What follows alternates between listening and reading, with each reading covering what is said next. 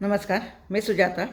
काही दिवसापूर्वी दम है तो या प्रश्नांची उत्तरे देऊन दाखवा या आशयाचा एक व्हिडिओ मी यूट्यूबवर पोस्ट केला होता. याच्या मागचा उद्देश असा आहे की सामान्य माणूस म्हणून अनेक गोष्टींबद्दल, सामाजिक प्रश्नांबद्दल आमचे जे काही प्रश्न असतात ते कुठेतरी सरकारपर्यंत किंवा ते आंदोलन चालू असेल तर त्या आंदोलनकर्त्यांपर्यंत, त्यांच्या नेत्यांपर्यंत पोचावेत आणि त्यातून एक कुठेतरी आमच्या भावना सामान्य जनतेच्या या सगळ्या बाबतीत काय आहेत हे कळावं ह्यासाठी ही प्रश्नावली आहे. शिवाय हा प्लॅटफॉर्म सगळ्यांसाठी ओपन आहे. कारण एवढंच आहे का आपण जेव्हा एखाद्या घटकाचा विचार करत असतो तेव्हा कित्येक वेळेला आपल्या स्वतःच्या एका परसेप्शनने आपण चाललेला असतो. कदाचित त्याच्या मागची भूमिका कोणाची तरी वेगळी असू शकते. हे विचारांची देवाणघेवाण असलेलं प्लॅटफॉर्म आहे. त्यासाठी या माध्यमातून आपण सोशल मीडियाच्या एकावेळी लाखो लोकांच्या समोर आपण आपले मुद्दे मांडू शकतो. त्यासाठी हा प्रयत्न आहे. कारण आजकाल कुठेतरी असं वाटतं की मीडिया थोडा काय आजकाल त्यांच्यासाठी सुद्धा थोडे काही शब्द प्रचलित आहेत. चाय बिस्कुटवाले म्हणा किंवा चाटुगिरी करणारे. कारण कुठेतरी असं होतं आहे की एखादं चॅनल एखाद्या पक्षाची, एखाद्या विचारांची अशी ओढत पुढे चाललेला असतो. निष्पक्षपाती प्रश्न विचारणारे आणि निर्भीडपणे प्रश्न विचारणारे पत्रकार आता फारसे दिसत नाहीत. त्यामुळे कुठंतरी सामान्य माणसासाठी हा प्लॅटफॉर्म मी सुरू केला आहे. यातून वेगवेगळे विषय जे समाजातल्या सर्व घटकांचे आहेत, विशिष्ट एका समाजासाठी नाहीत, तर त्याचा एक छोटासा प्रयत्न करण्याचा माझा विचार आहे.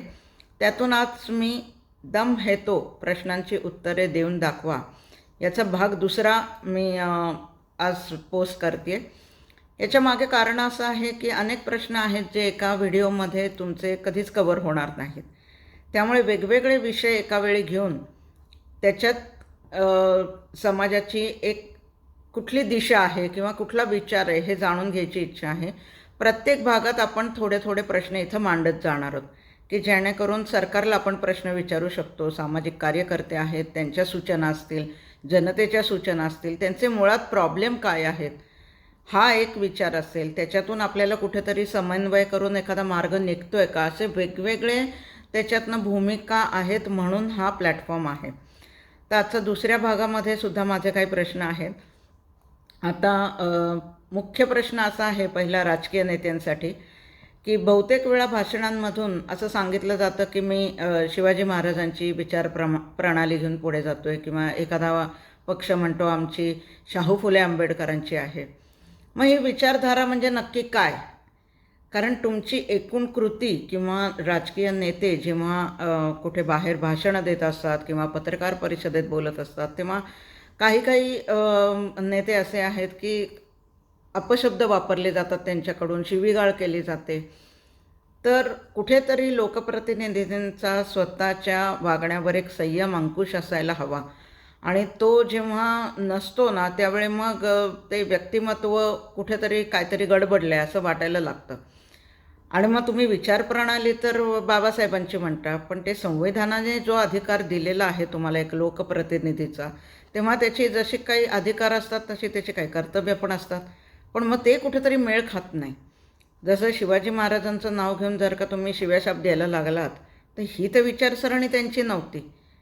हा एक प्रश्न येतो. शिवाय त्यामुळे सगळ्याच आंदोलनकर्ते असतील जे समाजाच्या समोर येऊन जेव्हा तुम्ही एखादा तुमचा विषय मांडता आणि त्याच्यातून जेव्हा तुम्ही महापुरुषांची नावं घेता, मग तो घटक कोणी असू शकतो. राजकीय नेता असेल, आंदोलनकर्ता असेल, पाठिंबा देणारा असेल, आंदोलनातला नेता असेल, कोणीही असला तरी समाजाच्या समोर जेव्हा माईकच्या समोर येऊन तुम्ही शिवीगाळ करता किंवा अपशब्द वापरता ते योग्य नाही. त्यासाठी जेव्हा तुम्ही या दोन महापुरुषांची नावं घेता तेव्हा कुठली विचारसरणी तुम्ही अंगीकारली आहे हे आता स्पष्टपणे सांगायचं. नुसती त्यांची नावं घेऊ नका, कारण कुठेतरी हा विरोधाभास आमच्या लक्षात येतो आहे. हा एक पहिला मुद्दा आहे. दुसरा मुद्दा आहे आरक्षणाचा. आत्ता सध्या मराठा आरक्षणाचा खूप मुद्दा पेटलेला आहे महाराष्ट्रात तसं बघायला गेलं तर. पण जेव्हा मी मागच्या 70-75 वर्षाचा जेव्हा मी विचार करायला जाते त्यावेळेला मी स्वतः एक ब्राह्मण आहे. आमचा आरक्षणाशी काही संबंध नाही. आम्ही कुठल्या राजकीय पक्षाची वोट बँक पण नाही, नेत्याची पण नाही. त्यामुळे एकूणच राजकारण आणि आरक्षण या दोन्ही विषयांपासून आम्ही एक त्रयस्थ म्हणून विचार करू शकतो. जेव्हा हे दोन्ही विषय आम्ही बघतो तेव्हा एक सामान्य नागरिक म्हणून जेव्हा त्रयस्थपणे मी विचार करते तेव्हा बाबासाहेबांनी जे स्वतः एका दुर्बल घटकातून मागास वर्गातून संघर्ष करून पुढे आलेलं जे नेतृत्व आहे, त्यांनी आपल्या समाजाची त्यांना परिस्थिती माहिती होती, त्यांना सामाजिक मान्यता मिळावी, त्यांना कुठेतरी स्वयंसिद्ध करावं, त्यांना शिक्षण मिळावं, काही मूलभूत अधिकार मिळावे, यासाठी त्यांनी आरक्षणाची सोय करून ठेवली होती. त्याच्यासाठी काही कालावधीसुद्धा ठेवला होता त्यांनी. म्हणजे त्याच्या मागचा त्यांचा जो हेतू होता त्यामध्ये, त्या कालावधीमध्ये तो समाज त्यांचा स्वयंसिद्ध होणं गरजेचं होतं किंवा तो आवश्यक पिरियड असेल अशी कुठेतरी धारणा त्यांच्या डोळ्यासमोर असेल. पण मग त्या कालावधीमध्ये जर का तो समाज स्वयंसिद्ध झाला का, आणि झाला नसेल तर अजून 75 वर्षापर्यंतसुद्धा जर का समाज कोणी म्हणतायत की आम्ही मागास आहोत, तर मग याच्या मागची कारणं काय आहेत हा दुसरा प्रश्न आहे. की आरक्षण नेमताना जेव्हा त्याची सोय करताना बाबासाहेबांच्या डोळ्यासमोर जे एक उद्दिष्ट होतं ते साध्य झालेलं आहे का, नाही असंच म्हणायला लागेल, नाही तर आत्ता लोक झगडलेच नसते आरक्षणासाठी. दुसरा मुद्दा असा येतो, जर का ते फेल गेलं, म्हणजे आरक्षण फेल गेलं असं मी नाही म्हणणार, कुठंतरी त्याचं इम्प्लिमेंटेशन चुकलं आहे असं वाटतं का जनतेला आणि सरकारला? मुख्यत्वे हा प्रश्न सरकारसाठी आहे की आरक्षणाचं इम्प्लिमेंटेशन करताना कुठेतरी ते चुकलं आहे का? चुकलेलं असेल तर काय चुकलं, त्याचा तुम्ही आढावा घेतला आहे का 70-75 वर्षात, किंवा आत्ता घ्यायची तयारी आहे का?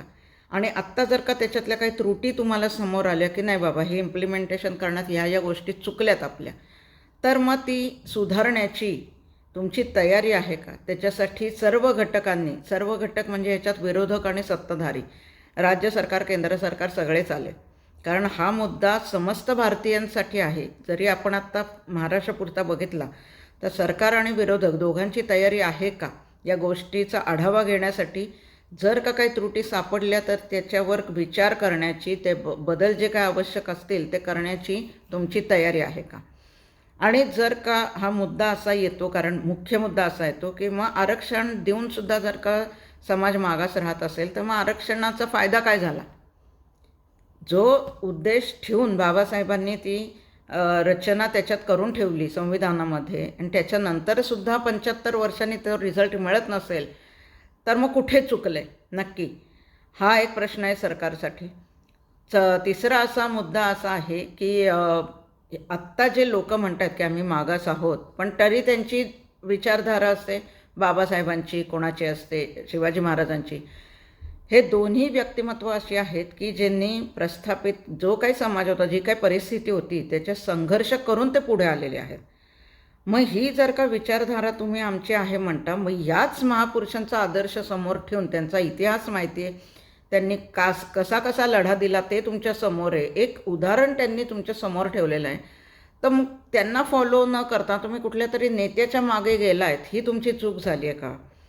कारण कुठेतरी आपल्या देशात जी जाती व्यवस्था आहे त्यामुळे जातीय राजकारण पण इतकं मुरलेलं आहे की त्याच्यामुळे जातीय राजकारणाचा एक मुद्दा असा येतो की जातीमध्ये त्यामुळे द्वेष पसरवला जातो राजकारणासाठी. त्याला कुठेतरी भावनिक साथ दिलेले लोक बळी पडतात आणि त्याच्यामुळे नेत्यांचा कुठेतरी फायदा होतो आहे. तुम्ही आहे तिथेच आहात असं लोकांना, जनतेने आता विचार केला आहे का? आम्ही त्रयस्थपणे विचार करू शकतो, कारण आम्ही कुठल्याच नेत्याला कधी, नेत्याने आम्हाला एंटरटेन केलं नाही ना आम्ही त्यांना केलं. त्यामुळे आम्हाला ती भावनिक साथ कधी आम्ही त्यांची पण ऐकली नाही आणि आम्ही पण भावनिक साथ घालायला गेलो नाही. पण मग तुमचं कुठे चुकलं ह्यामध्ये? जेव्हा आरक्षणाचा फायदा संविधानामध्ये असूनसुद्धा जर का 75 वर्ष गेल्यावर हा प्रश्न मिटत नसेल किंवा लोक स्वयंसिद्ध होत नसतील, तर जनतेची पण कुठेतरी काहीतरी चुकले असं जनतेला वाटतंय का? सरकारचं काय चुकला हा आढावा त्यांनी घ्यायचा आहे, जनतेचं ते कुठं चुकलं आहे हा आढावा जनतेने घ्यायचा आहे. की जी उत्तुंग व्यक्तिमत्व आपल्या समोर असताना आपण त्यांचे आदर्श तुम्ही का नाही घेतलेत, हा एक मुख्य मुद्दा आहे, हा प्रश्न आहे. दुसरा मुद्दा एक असा येतो की आरक्षणाच्या बाबतीत आपण एक नवीन प्रयोग करू शकतो का? आता जनरली प्रत्येक आरक्षणाच्या बाबतीत हा आरक्षण असा मुद्दा जरी धरत असले तरी त्याच्या मागचं आंदोलन हा खरा मुद्दा आहे. म्हणजे कुठल्याही विषयावरचं जे आंदोलन असतं त्या आंदोलनात पाठिंबा देणारे असंख्य लोक असतात आणि कुठेतरी एक नेता असतो त्यांचा. एक असेल, दोन असतील, काही एक ठराविक चेहरे असतात. आंदोलन संपल्यानंतर ते नेते पुढे राजकारणात जातात. हे जनरली कारण त्यांना एक समाजाची एक ओळख मिळते त्या आंदोलनामुळे. पण जे आंदोलन करतात तेव्हा फक्त त्यांना त्या समाजाचे तेवढेच प्रश्न माहिती असतात. सरकारमध्ये गेल्यावर कायदा, तिथल्या काही पक्षाच्या धोरणं, ह्या बऱ्याच गोष्टींचा विचार करायला लागतो. त्यामुळे प्रश्न असा येतो की तुम्ही जेव्हा एखाद्या गोष्टीसाठी आंदोलन करता आणि आपला नेता म्हणून ज्याला पुढे तुम्ही करताय, तिथे तुम्ही जेव्हा त्याला पुढे राजकारणात जेव्हा पाठवणार असता, तेव्हा जर का तो तुमच्या म्हणजे नेता जेव्हा आंदोलन करतो तेव्हा त्याच्या पुढे आंदोलन हे ध्येय असतं. पण राजकारणात जेव्हा तुम्ही पुढे पाठवता त्याच्या पुढे काही व्हिजन आहे का आपल्या भविष्यासाठी, याची जाणीव ठेवून राजकीय पक्षांना उमेदवार देत नाहीत असं स्पष्ट मत आहे माझं. कारण काय होतं आहे, आंदोलनातला एखादा चेहरा समोर आला की समाजाला त्याची मान्यता मिळते आणि चला आता त्यालाच उभं करून टाकूया असं कुठेतरी होते. त्यामुळे संसदेमध्ये, संसदेच्या कुठल्याही सभागृहात जी शिवीगाळ आम्ही बघतो त्याच्या मागे सुद्धा प्रश्न विचारण्याचा एक उद्देश हा आहे की ज्या व्यक्तीकडे जो विकासाची गोष्टी करत नाही, ज्याच्या पुढे काही विजन नाही, असे उमेदवार राजकीय पक्ष का समाजाच्या समोर आणून ठेवत आहे मतदानासाठी, की त्याच्यामुळे कोणाचा फायदा होतो आहे? फायदा होत नाही आहे हे तर सिद्ध आहे, कारण समाज अजूनही मागासच आहे. कारण हे नेते कुठल्या ना कुठल्या तरी आंदोलनातनंच पुढे गेलेले आहेत. मग उमेदवार देताना पहिला तुम्ही विचार हा का नाही करत, जातीचा विचार करण्याच्या ऐवजी, की जो कुठल्याही जातीचा असू दे पण विकासाची दिशा दाखवणारे उमेदवार राजकीय पक्षांनी द्यावेत, असा एक स्पष्ट आमची एक भूमिका आहे म्हणा किंवा अपेक्षा आहे म्हणा. आम्हाला काय होतं, तुम्ही जे उमेदवार तिथे उभे केलेले असतात त्याला पर्यायच नसतो आम्हाला निवडायला, त्याच्यातलाच एक निवडायला लागतो. त्याच्यात एखाद्या पक्षाची जी भूमिका असेल, एखादं धोरण आम्हाला पटत असेल, तिथे मत देऊन लोक मोकळे होतात. पण मग पुढे जर का ती व्यक्ती तिथे जाऊन शिवीगाळ करत असेल तर मग त्याचा त्या पक्षाला फायदा आहे ना, जनतेला, आणि वेळही वाया आहे. आणि शिवाय हे सगळं करताना त्या सभासदामुळे त्या संसदेच्या सभागृहाचं कुठल्याही सभा परिषद असू दे, राज्यसभा, लोकसभा, याचा कुठेतरी मानसुद्धा राखला जात नाही. असे अनेक घटक त्याच्या मागे आहेत, म्हणून तो प्रश्न महत्त्वाचा आहे. तेव्हा हे जे प्रश्न आहेत आमच्या मनात येतात ते विचारणं एवढ्यासाठी गरजेचं आहे की कुठेतरी आता काहीतरी थांबणं गरजेचं आहे. शांतपणे विचार करून सरकारकडून सुद्धा ज्या काही चुका झालेल्या आहेत त्याच्यावर एक आढावा घेणं गरजेचं आहे. कारण भिजत घोंगडा ठेवून फक्त त्याच्यावर राजकारण होणार असेल तर त्याच्यामुळे कुणाचाच काही फायदा नाही आहे. मुळात जेव्हा संविधानात आरक्षणाची सोय केली होती तेव्हा त्यांनी काही कालमर्यादासुद्धा घालून ठेवली होती. मग त्या कालमर्यादेत जर का त्यांना त्याच्यामागे त्यांचंसुद्धा काहीतरी एक विचार असणार आहे की एवढ्या कालावधीमध्ये लोकांनी स्वयंसिद्ध होणं गरजेचं आहे किंवा तेवढा कालावधी त्यांना पुरेसा आहे. मग जर का झालं नसेल तर कुठं चुकतं आहे? हे सगळे प्रश्न आरक्षणाच्या बाबतीत, हे आत्ता फक्त मराठा आरक्षण आहे, उद्या अजून कोणाचं तरी सुरू होईल. याच्या मागे एक वेगळा प्रयोग करायची सरकारची तयारी आहे का? आणि आंदोलनकर्त्यांची सुद्धा हा फक्त एक सजेशन आहे की जनरली असं होतं आहे की आरक्षणामध्ये आंदोलनकर्ते आणि सरकार यांचा कुठेतरी समन्वय नसतो. समन्वय म्हणजे काय? यांच्या मागण्या ABCD काहीतरी असतात आणि यांच्याकडे जे पर्याय असतात ते त्यांना कायद्याच्या तरतुदी घेऊन बघायला लागतात, ज्याची माहिती आंदोलनकर्त्यांना कित्येक वेळेला नसते. त्यामुळे तो संघर्ष वाढत जाऊन फक्त एक राजकारण होते अनेक वर्ष. त्यापेक्षा एक हा विचार येतो की हे जे आंदोलनकर्ते आहेत आता त्यांच्या कोर्टात सरकारने बॉल टाकावा आणि ही आंदोलनकर्त्यांची जबाबदारी आहे की तुम्ही कायदेतज्ञ घ्या, तुमच्या ज्या मागण्या आहेत त्याची एक मसुदा तयार करून त्याचा एक अधिसूचना तयार करा, ज्याच्यावर सरकारने मोहर लावून टाकावी. कारण ते शेवटी जनतेचे सेवक म्हणून तिथे गेलेले असतात. कारण आरक्षण तसंही जर का कोर्टातच मान्य होणार असेल किंवा अमान्य होणार असेल, निर्णय कोर्टातच होणार असेल, तर ही जी अधिसूचना आहे ती जशीच्या तशी पारित करून टाका आणि ते कोर्टाकडे पाठवून द्या. मग ते जे काय व्हायचं ते पुढे कोर्ट आणि आंदोलनकर्ते हे बघून घेतील. कारण राज्यापुढे एवढ्या समस्या असताना केवळ एका समस्येच्या मागे तुम्ही किती वेळ घालवणार आणि त्याच्यातनं निघणार काहीच नाही आहे. मग अशा वेळेला हा प्रयोग आपण करू शकतो का? ही एक सजेशन होती. त्याचा विचार व्हावा, इम्प्लिमेंटेशन करा असं नाही, पण असा आपण प्रयोग करू शकतोय का, की जर का अशा वेळेला, कारण मग ती अधिसूचना तयार करण्याची जबाबदारी आंदोलनकर्त्यांचीच आहे. तिथं जर का काही ती चुकलं तर तीही त्यांचीच जबाबदारी असेल. म्हणजे ते सरकारवर बोट ठेवू शकणार नाहीत आणि तेवढ्यावरनं एक राजकारण पण होणार नाहीत. हे दोन विचार त्याच्या मागे आहेत. म्हणून ही सजेशन मी देते. कोर्टाने जर का ते नाकारलं, कायद्याच्या त्या तरतुदींमध्ये ते बसत नसेल, तर ती ही जबाबदारी शेवटी आंदोलनकर्त्यांचीच होईल, की अधिसूचना मग त्यांना कळेल की आपण कुठे, सरकार पण आपल्याला का रोखत होतं. हे जोपर्यंत त्यांच्या कोर्टात बॉल जात नाही ना, तोपर्यंत कदाचित त्यांच्या लक्षात नाही येणार. म्हणून हे एक सजेशन आहे. तर असे काही प्रश्न घेऊन हा आपला मंच जो आहे तो सगळ्यांसाठी ओपन आहे, समाजातल्या सर्व घटकांसाठी आहे. आणि दम हे तो प्रश्नाची उत्तरं देऊन दाखवा हा एक विचार करण्यासाठी तयार केलेला मंच आहे. हा जनतेसाठी आहे.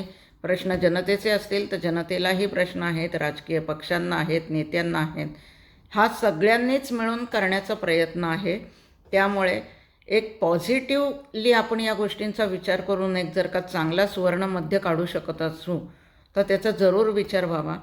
आणि प्रत्येकानेच एक सामाजिक घटक, आपली एक सामाजिक जबाबदारी म्हणून या गोष्टींकडे बघून आपापले प्रश्न तुम्ही कमेंट बॉक्समध्ये टाकलेत तरी चालतील. तुम्ही स्वतः व्हिडिओ तयार करा, स्वतः पोस्ट करा. एक चांगली समाज रचना तयार करण्यासाठी आता सगळ्यांनीच कुठं ना कुठेतरी व्यक्त होणं गरजेचं आहे असं वाटायला लागलं आहे.